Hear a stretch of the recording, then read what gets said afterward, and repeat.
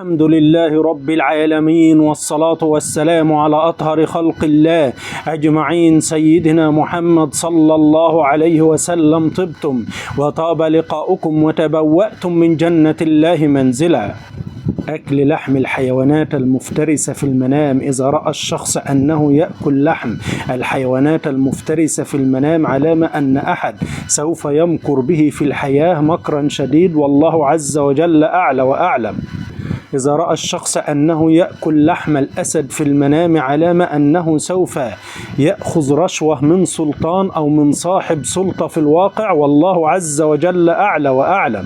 إذا رأى الشخص أنه يأكل لحم وحش من الوحوش علامة أنه سيحصل على رزق، ولكن بعد مشقة وخطر يتعرض لها في الحياة، والله عز وجل أعلى وأعلم. إذا رأى الشخص أنه يأكل لحم التمساح في المنام علامة أن هناك عدو مخفي يمكر به في الحياة، والله عز وجل أعلى وأعلم. إذا رأى الشخص أنه يأكل لحم الضب علامة أنه سوف يسافر سفر بعيد ولكن بريا، والله عز وجل أعلى وأعلم. ومن رأى أنه يأكل لحم الخنزير في المنام علامة أنه سيأكل مال حرام، والله عز وجل أعلى وأعلم. أكل لحم السمك الكبير علامة على رزق عاجل يأتي لصاحب الرؤيا، والله عز وجل أعلى وأعلم.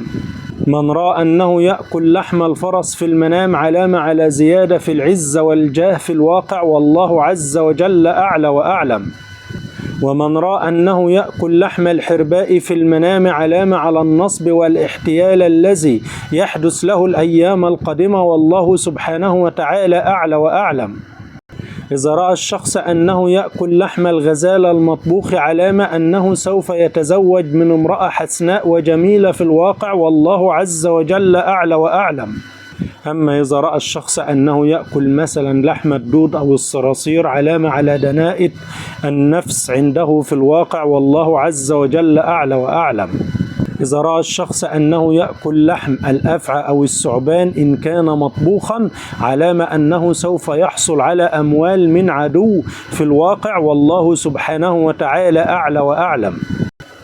قال النبي صلى الله عليه وسلم: الكمأة من المن وماؤها شفاء للعين. الحديث صحيح عند الإمام البخاري. وقال النبي صلى الله عليه وسلم: إذا اشتد الحر فأبدروا بالصلاة فإن شدة الحر من فيح أو من فيح جهنم. الحديث صحيح عند الإمام مسلم. وقال صلى الله عليه وسلم: إن أقل ساكن الجنة النساء. صحيح الإمام مسلم.